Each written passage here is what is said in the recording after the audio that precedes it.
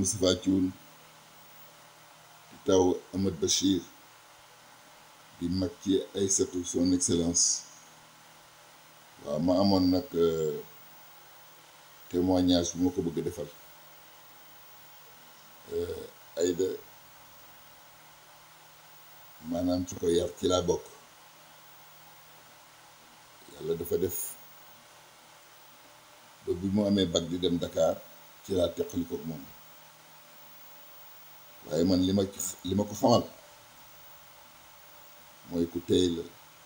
ku yaru la ku dégg ndigal la te it ku am diine la ndax suñu kër ku nekk danga am diine te it remarqué woon naa ci sama rakk yi nii ku ko ci ëpp volonté amul fu mu àgg tey rek volonté moo ko fa yóbbu lii nag mérite na ko lool ndax nit ki bu fekkee ni am nga kilifa nangu jàng yem fan la yem loo nu ne war nga ko mën a am te it moom borom ñaan la ndax am na ñaanu ndey am ñaanu baay am ñaanu taaw donc maa ngi koy ñaanal yàlla lii mu sumb yal na ko yàlla àgg ci jàmm te kër gi mu yaroo këru partage la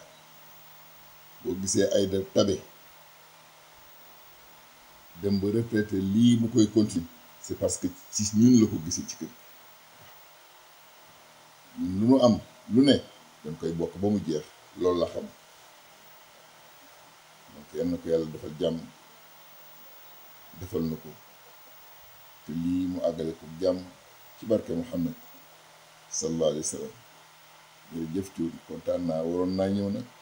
mais malheureusement sama yaram moo neexul waaye sama xel yëpp a ngi ci te dinaa la ñaanal yàlla bu soobee yàlla lépp dina baax waaw lépp dina baax ndax damay sa mag da nga jox ma cër jox nga ma cër ba mu mat sëkk te kontaan naa ci te ñëpp xam nañ loolu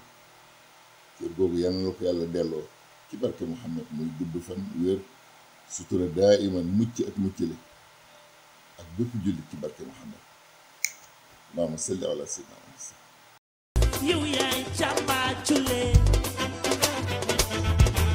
Oui, bonjour, je suis le colonel Thioune à la retraite et actuellement travailleur humanitaire au comité international de la Croix-Rouge de Genève. Et mon poste, effectivement, aujourd'hui, je suis à Addis Abeba, en Éthiopie. Faire un témoignage sur Madame Gueye n'est pas chose aisée. Mais en tout cas, dire un certain nombre de ses qualités, c'est peut-être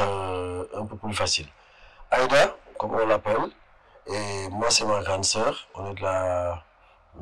du même père et de la même mère. Alors, Aïda est une travailleuse sociale. Au-delà de sa fonction humanitaire, ce qu'elle a fait pendant 30 ans, 40 ans, elle est aussi centrale au niveau de la famille. Sur le plan social, sur le plan aide, sur le plan de la famille globalement. Aïda, elle s'occupe de tout le monde. Et je peux comprendre aujourd'hui qu'elle puisse vraiment mériter une distinction telle que ambassadeur de la paix, parce que Aïda a travaillé toute sa vie dans le social. Alors, au niveau de la famille, comme je disais tantôt, elle est centrale. Elle s'occupe des gens en tout temps et en tout lieu. Voilà, elle fait ce qu'elle peut, mais quand elle ne peut pas, elle va chercher les moyens ailleurs pour pouvoir régler les problèmes. Alors, Aïda, ambassadeur de la paix, moi je crois que dans le cas Moudjiko, elle le mérite. Il y a beaucoup de gens qui et puis nous avons une distinction top. En tout cas, je suis persuadé que nous, ils ne resteront pas, parce qu'Aïda, vraiment, sur le plan social, sur le plan humanitaire, je peux dire aujourd'hui qu'elle est au top niveau. Demba Yacine Sagor Baba Yacine Sagor, Alpha Miki Balakos, Maman Aïssatou Thioune Gueye, la meilleure des mamans, nekkoon chef de service régional de l'action sociale ñëpp xam ko ci dimbale doomu aadama. Elle a durement travaillé pour la société, nanguwul kenn xiif, nanguwul kenn mar, nanguwul kenn am benn jafe-jafe, di dox jàmm ak salaam saa su ne. Tout ce qui l'intéresse c'est le bonheur des autres. Son temps elle l'a sacrifié, lépp lu mu am def na ko ci social. Ba tey ñu war ko nommer ambassadrice de la paix. Ñëpp d'accord ne lii c'est une mérite. Après beaucoup d'années de travail dur, elle est distinguée et va être nommée ambassadrice de la paix. Yaay ju jàmbaar, yaay ju bëgg njaboot, yaay bu doon référence. Sa doom yëpp taxaw di la ñaanal, di la wax ne ils sont vraiment fiers de toi. Ndax tu es une mère brave, yaa leen di yokku doole saa su ne di leen yokku jàmm. Mësul métti nga doon. T'as toujours été là pour eux. Te bisu tay bi fierté la ci ñoom. Képp ku nekk ci Thiès amel na la cant ak ngërëm. Ndax lu ne danga ko liggéey ci social doon gaynde. Képp ku nekk ci jafe-jafe nga taxaw. Commencé ko ci sa kër,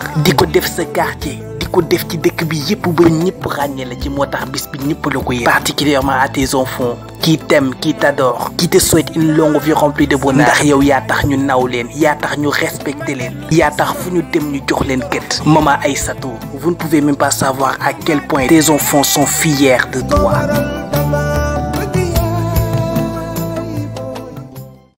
salaamaaleykum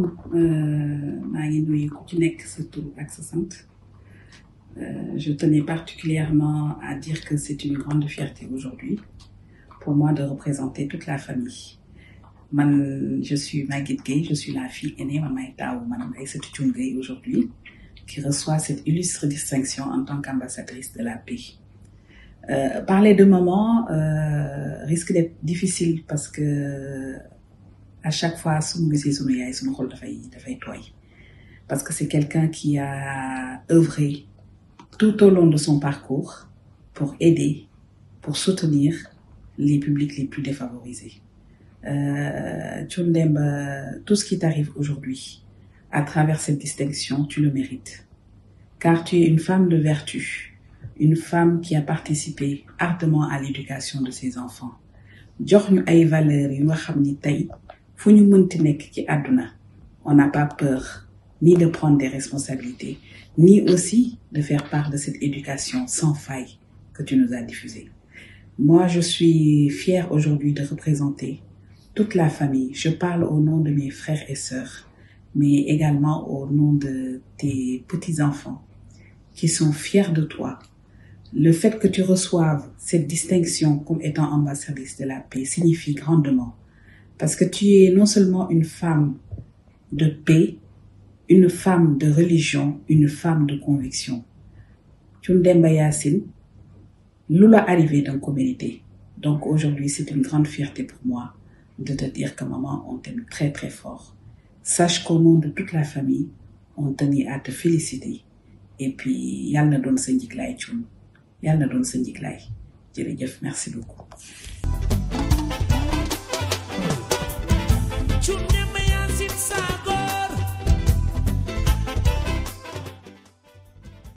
salaamaaleykum, maa ngi nuyu ñëpp di leen ziar.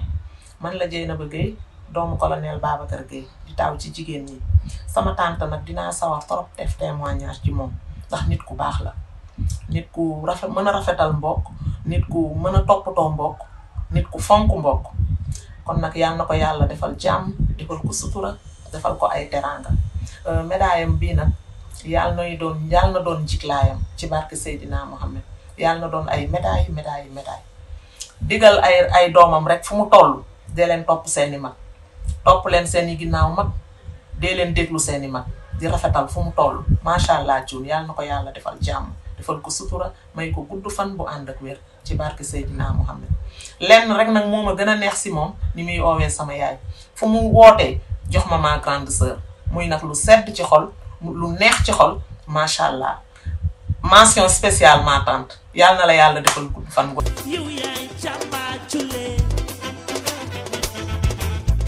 ginnaaw ban sant yàlla di ci Seydina Muhammad sallallahu alayhi wa sallam, sant Serigne Touba Xaadimu Rasuul, sant suñuy waajur, ndax man nii toog di wax rakk laa ci colonel Babacar Gueye mi nga xam ne mooy borom këram, mu nekk borom këram ginnaaw bi nga xamee ni moom ñoo bokk lépp nag ñoo bokk ndey ak baay am nañu it ay mag waaye seen mag ñooñu dañoo jëlaat seen kàddu joxaat ma ko ma wax ci turu famille bi colonel ànd ak soxna Aïda mi àndi mu rafet loo xam ni li may doon tout tànk am na lu ma ci xam ndax fekk naa ko ci ay béréb ba tàyyi mosuma dégg it ci sama mag jooju mu ne Aïda moo ma wax lii wala moo ma def lii te ànd nañ ba yor ci ay njaboot boo xam ne njaboot bi mag la ah nit nag bu fekkee da nga ànd ak moom te mosoo dégg ba doon këram nga ñëw ko ba mu ne la Aïda moo ma wax lii wala moo ma def lii kon loola man ngaa mën a taxaw seede ni na mu àndee woon nag sa kilifa di sama àndi mu rafet na ba loola jàllee yëpp ci sama wet rek man ci sama diggante ak Aïda mësuma ñëw mu fekk ko ci kër gi mu am beneen xoole ndumba xoole lu dul yëkkati ma fonk ma jox ma sama cër jëlit ak njabootam xiirtal leen ci man fonkloo na ak njabootam li nga xam ne moom la ko Babacar bàyyi loolu fonkloo na it ak njabootam man mii di rakki Babacar des fi ba day toog sax di leen wax ni ah man de Guindioro ma sañoon xale yi salaire sax dan la koy warul kon baaxu jigéen foofu rek la mën a yem ñun daal def ñu lu dul kontaan ci moom sant ko te xam naa noonu ma kontaan ci moom sant ko famille bi it nga xam ne maa yor seen kàddu noonu lañu kontaan ci moom sant ko. yar bu baax bi nekk ci moom loolu moo koy aar ba fu mu dem ñu naw ko. loolu handicapé ma xam ko man fii ci Thiès keneen liggéeyul. man li ma wax lu wér la. man maa ngi tudd Yacine Ba nekk présidente association handicapé moteur fii Thiès centre bi nekk suñu siège social. madame Guèye Aïssatou Thioune nekkoon directrice du centre handicapé bi fii Thiès di centre handicapé El Hadj Amadou Cissé Pire bi nekk Mbour 2 fii ma taxaw ni di garderie d'enfant bi bokk na si li nga xam madame Guèye moom la njëkk réalisé si centre handicapé bi 95 da njëkk construire garderie bi pour que mu am lu mu apporter centre bi xale yi koñ bi ñoom ñoo fi nekk di jàng am nañ ay maîtresse yëpp petite ba grande section am nañ ko am nañ encore cours bu yaatu boo xamante ne mi ngi si biir garderie bi madame Guèye moo fi réalisé salon de coiffure bi moom it moo ko fi indi en 2002 indiwaat si am même année bi atelier de reliure bi ak teinture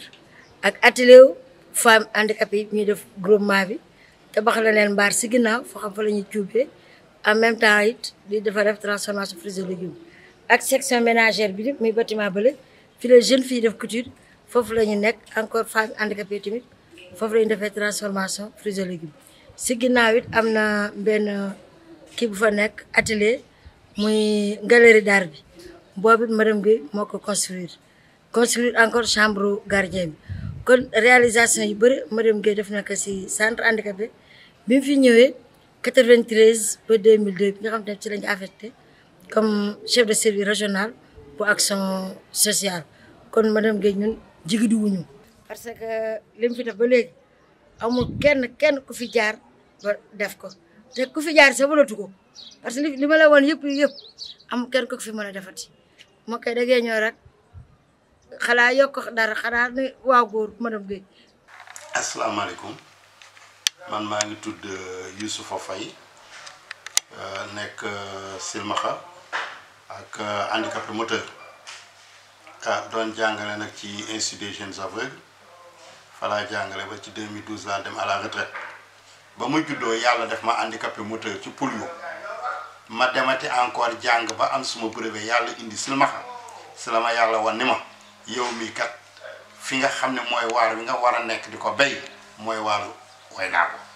loo tax booba léegi ci laa nekk madame Guèye Aïssatou Thioune mii nag wax dëgg yàlla travailleur social la ñu formé ko ci nan lay xettalee way lott yi ak way laago yi waaye xam-xam ak jikko dafa wute bu fekkoon ne dafa def formation bi rek am diplôme bi rek yem ci te boolewu ko jikko ju rafet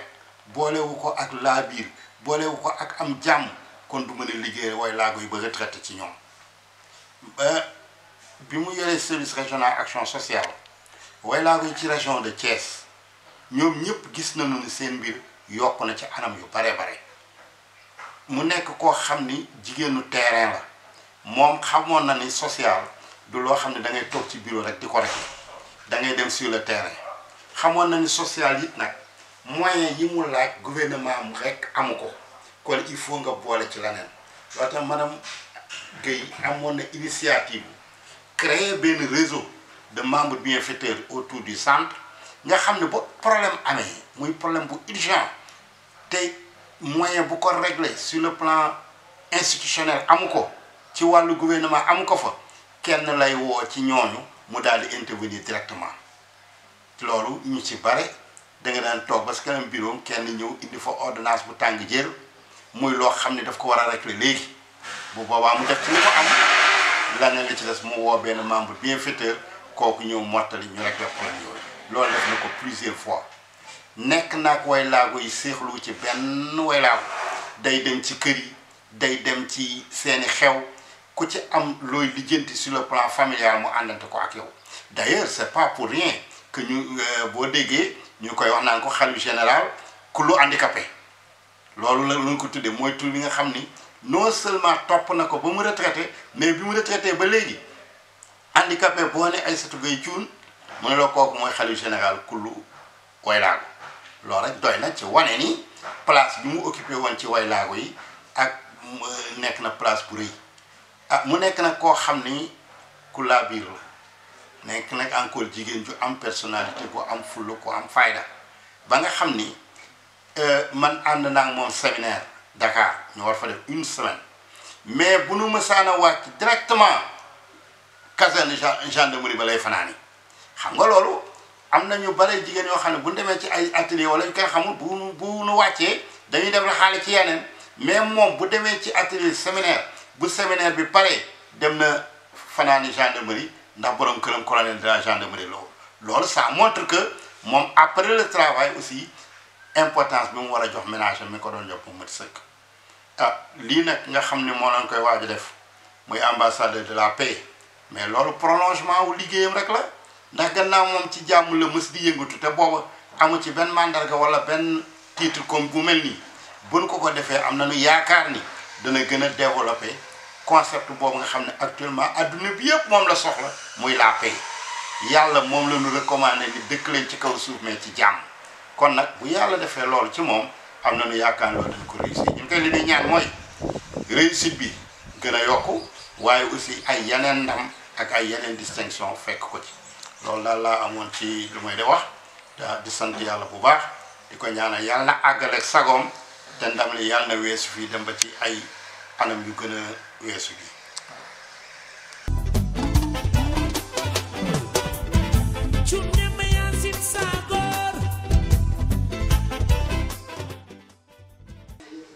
bismillahi rahmaani rahim ñu ngi sant yàlla bu baax di julli ci yonent bi alayhi salaatu wassalaam di yëkkati ay kàddu jëme ko ci madame Guèye ne Aïssatou Thioune fi ñuy commencé d'abord mooy wax ni ñun de li ñu xam dëgg mooy xam nañ ni jullit la xam nañ ni jullit buy pratiquer xam nañu itam ni ay waajuram ñoo ko yar ci loolu yàlla dimbali ko ba mu adopté wu ci ndax képp ku dëkk Thiès te yàgg fi da nga xam kan mooy Aïssatou Thioune ndax da nga xam baayam ñu ngi koy wax Alaaji Basiru Thioune mu mu Sëriñ Babacar Sy loolu suñ ko waxee ci nit rek ci réew mi ñu nekk war nañu xam ne kooku jullit la jullit ko am taxawaay la ci lislaam waaye suñu jógee ci loolu Aïssatou Thioune yàlla moo ko dimbali mu nekk nit koo xam ne taxawaayam ak bëgg-bëggam ak mën-mënam yëpp mi ngi ko consacré ci social dimbali nit ku néew doole loolu mooy vocation parce que loolu la jàng waaye daf ci def ba def ci loo xam ne ëpp na li ñu séentu woon ci moom yàlla di ko dimbali nag dëkk bii muy Thiès fi la juddoo jàng li muy jàng xam li mu war a xam yàlla jox ko fi ay responsabilité mu exercer ko ba yàlla yóbbu ko retraite te kenn jéppiwu ko ci li nga xam ne moom mooy responsabilité yi mu yoroon ndax xam ngeen ni action sociale rek définir na taxawaayam te nekk na fi départemental nekk fi régional taxawaayu nit ku am yërmande nit ku ràññee nit ku am yéene dimbali soxlaam yépp mooy bëgg dimbali jaamu yàlla yi néew doole moom mooy sama vice-présidente moom mooy def fonction yi man daf ma noppal parce que loolu vocation la bi nga xamante ni loolu def nañu loolu ñu ko installé woon le 8-9 janvier 2019 boobu ak léegi moom jógul ci taxaw ci sama wet lu ma waroon a def ak moom li ma waroon def yëpp mu boole ko def te dire que ni nit la boo xam ne ràññee na nangu na kilifteef mais itam honnête na ci relation ak relation. yar bu baax bi nekk ci moom loolu moo koy aar ba fu mu dem ñu naw ko. Asalaamaaleykum man la madame Dieng Ndaxte Niang inspectrice de l'éducation préscolaire à la retraite maa ngi nekkoon maak Aïssatou ci CRD bi lañ xamante. Elle était chef de service de l'action sociale ma nekk chef de service de la famille et de la petite enfance Aïssatou nag vraiment depuis que mu xam ko ci au point de vue social nit ku baax la mosuma ko gis mu mer kooku moom vraiment mën naa ko seede ensuite toujours au point de vue social nit ku am yërmande la nit ku bëgg liggéeyam itam nit koo xam ne li ma ko xamal yëpp mooy doon jàppale ay néew yu doole yi di fexe ba ñooñu yàlla dimbale leen si seen taxawaay xam naa ko aussi au niveau de ci liggéeyam macha allah ñoo bokkoon CRD bi te gouverneur bu fu mës a jaar toog nañoo moom mais toujours suñu toogee lu baax la ñuy wax ci moom ndax liggéey bi mu bëggoon ba pare consacré si toute sa vie au point de vue aussi relationnel nit ku am kóllëre la nit ku baax nit ko xam ne du fàtte démb ku mu mës a am tey day yow ak moom yéene continuer di chemin loolu xamal naa ko si ça veut dire que pour le travail elle est compétente elle a été toujours compétente dans son travail. Pour le social, elle est bien parce qu'elle continue toujours à aider les démunis. La preuve en est qu'elle a une association à PDS qui prend en charge des orphelins et des veuves Donc vraiment, elle est à féliciter. Elle a toujours soutenu aussi la petite enfance. Parce que moi, en tant qu'inspectrice de l'éducation préscolaire, j'ai eu à lui permettre d'ouvrir beaucoup d'écoles de garderies maternelles, de garderies d'enfants. Parce que la preuve en est qu'il y a la garderie des handicapés qu'elle a eu à construire avec l'aide des Allemands, sans compter d'autres qu'elle a pu faire dans la région. Donc, ce que je peux dire pour elle, c'est la féliciter, lui souhaiter une bonne, longue vie, une bonne santé, et lui demander de continuer, vraiment, parce que le pays a besoin de personnes comme elle. Elle est très bien. Merci.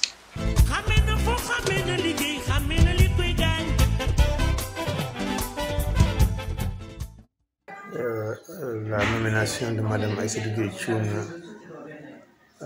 comme ambassadrice de la paix, je m'en réjouis beaucoup et voudrais témoigner sur cette dame aux qualités avérées pour avoir eu la chance de travailler avec elle pendant plus d'une décennie. En tant que son ancien collaborateur et collègue, je peux dire que Mme Aïssatou Gueye Thioune est une femme de principe, mais une femme engagée à côté des couches vulnérables, notamment des personnes handicapées, des veuves et de leurs enfants. Dans notre compagnonnage, j'ai pu me rendre compte combien elle tenait à la coopération, combien elle était particulièrement attentionnée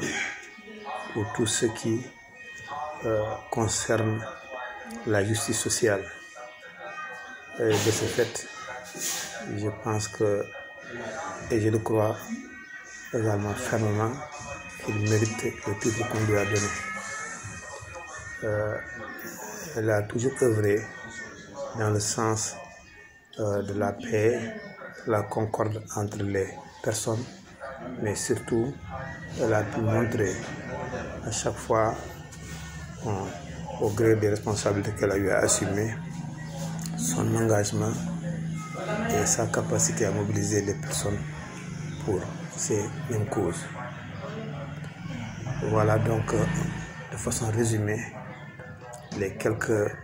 propos que je voudrais adresser à Madame l'ambassadrice de son Excellence et lui souhaiter vraiment une réussite dans sa nouvelle mission.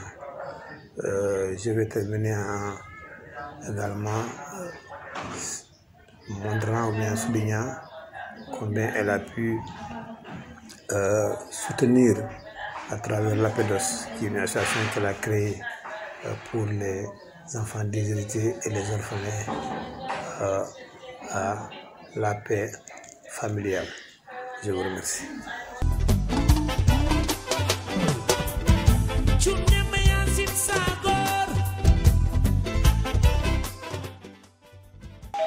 waaw man Malick Ndoye laa tudd di témoigner ci Aïssatou Gueye Thioune mu nekk koo xam ne nii sama collègue la maanaam ñoo bokk liggéey may assistant social muy assistant social ñu bokk def formation ci école bi wax NAS bi ñu génnee ba am suñu lijaasa ñu affecté ñu direction bu action sociale ñu direction boo xam ne nii liñ fay liggéey mooy dimbali way néew ji doole yi maanaam lépp lu jëm ci way laago yi wala mu jëm ci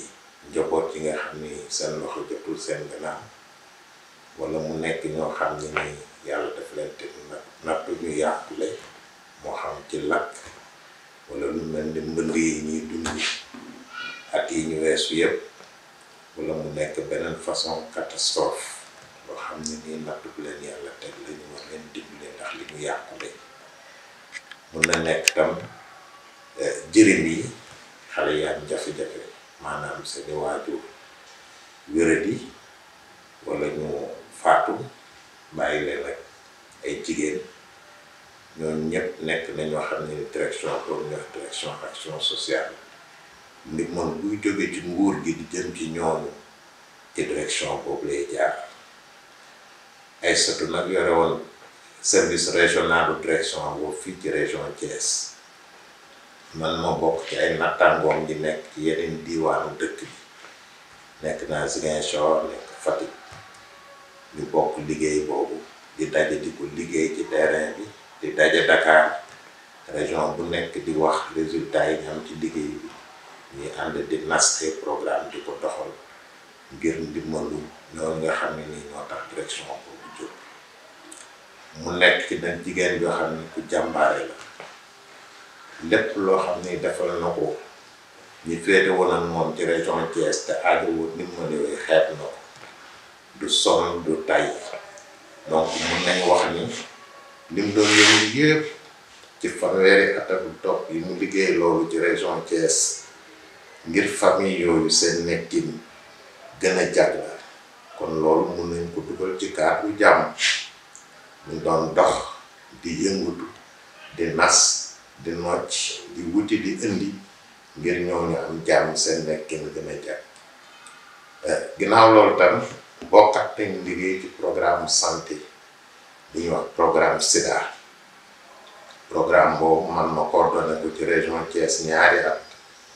ñuy liggéey ak benn comité régional boo xam ne gouverneur bu région bi moo ko jiite woon comité boobu nag gouverneur comme ko du am jot boo xam ne nii lu ñu yëkkati mu mun a ànd ak ñun ci terrain bi di ko liggéey dañ doon tànn kenn ci chef de service yi ne ko yaay coordonné comité boobu di liggéey ak programme boobu ci région bi comité boobu Aïssatou gouverneur moom la ko dénkoon fépp fu ñuy dem ci région bi di liggéey fépp fu ñuy dem séminaire muy Mbour muy Dakar muy feneen dañ koy ànd ak moom tournée yi def yëpp dañuy ànd ak moom mais musul sonn musul tay jigéen la ci wàllu at moo ñu mag mais lu mu metti metti suñu jógee mu jóg te ñooy wàccandoo léeg-léeg dañuy liggéey bu guddi léeg-léeg ñu jaar ci yoon yoo xam ne nii ñun góor ñi sax dañuy yëg coono bi mais musul jàmbat musul tàyyi musul gàntal benn séminaire boo xam ne nii mus nañ ko bokk Saly ci biir fan yi ñu doon def ay bis boobu ci Saly sama bisu anniversaire nekkoon ci biir semaine boobu man mi nga xam ne sax sama anniversaire la fàtte woon naa ko mais ñun ñu jógee ci région Sénégal yëpp daje fa Aïssatou kenn ku nekk dem na gis la ne la Malick Ndoye tey mooy bisu anniversaire am te dama bëggoon ñu feeteel ko fii ci hôtel bi sama collègue yi ku nekk lamp poosam génne mu dajale loolu waxtaan ak personnel hôtel bi ñu defal ma benn cadeau d'anniversaire boo xam ne nii ak benn gâteau nekk na surprise boo xam ne nii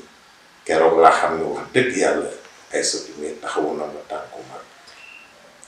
dañ ko tànn moom jagleel ko lijaasa bu juumuñu parce que dundam yëpp daf ko dox ci jàmm dundam yëpp daf ko dox ngir ñi nga xam ne nii ci population bi ñoom la féetee loolu te ñu yaakaar ci moom dimbal lépp lu mu def ngir ñu am jàmm xeeb na ko donc dundam yëpp da ko doon ñafe pour jàmm ñooñu te li koy firndeel mooy ba mu demee moo xam ne liggéey na lu ëpp fanweeri at ba retraité waroon a toog noppalu dafa sos benn association bu tudd APEDOS di ci dimbali jigéen ñi nga xam ne seen jëkkër dañoo génn àdduna ak jirim yi ñu bàyyi at mu nekk dina dajale organiser def ay dons yoo xam ni man bu ci nekk teewe naa ko mais témoignage yi nit ñi doon def bénéficiaire u dons yooyu wax dëgg yàlla daw na yaram. xamee na foo xamee na liggéey xamee na li koy gaañ. أعوذ بالله من الشيطان الرجيم بسم الله الرحمن الرحيم ginnaaw bu ma sant yàlla ci yonantam bu tedd bi ma bëggoon a présenté wu man maay Serigne Abdou Aziz Diop dëkk Tivaouane nekkoon chef de service de l'action sociale nekk travailleur social de formation nekk présentement après ma retraite le président du conseil départemental des aînés. Soxna Aïssatou assistante sociale la moo nekkoon chef de service régional de l'action sociale donc cheminé nañu man ak moom pendant des années mu nekk une femme très brave jigéen ju man góor am na dundam yépp social la ko def ba fii mu retraité sax social parce que conseil national des aînés du Sénégal boobu au niveau régional moom ci bureau régional bi la bokk di ci am liggéey bu am solo bu mu ciy def et liggéeyal na vraiment groupe vulnérable yi au niveau de la région de Thiès liggéey bu am solo ñëpp xam na ni action sociale léegi du assistanat léegi di olof di wax bala ngaa maye jën jàngalal nit ki nu muy nappe pour am jën boppam moom loolu la defoon credo groupe vulnérable yëpp boo jëlee veuve yi handicapé yi boo jëlee les vieilles personnes c'est-à-dire les personnes âgées ñooñu ñëpp ndimbal ji mu leen daan dimbalee mooy li ko état bi daan jox pour groupe vulnérable yi yooyu moom da daan wut ay partenaires pour ñu yokkal ko loolu mu autonomiser ñooñu mënal seen bopp parce que loolu mooy ndimbal fexe également ba discrimination bi nga xam ne moom la nit ñi def ci groupe vulnérable yooyu loolu dañ parce que jàmm c'est-à-dire la paix mënut a am dans une injustice sociale mënut a am dans une inéquité sociale il faut que nit ñi jàppaloo il faut que nit ñi yem il faut que nit ñi dimbalante pour que jàmm mën a am la soxna Aïssatou ci loolu la nekkoon. te ku fa dugg naw la kon yàlla doolu suturaam ki yàlla doolu suturaam li wér te wóor nag mooy Thiès ku ko bëgg a liggéey bëgg a jot néew ji doole yi te làkkaloo ak moom mii di ko jox ko loxo doo jot néew ji doole yi man maa la ko wax.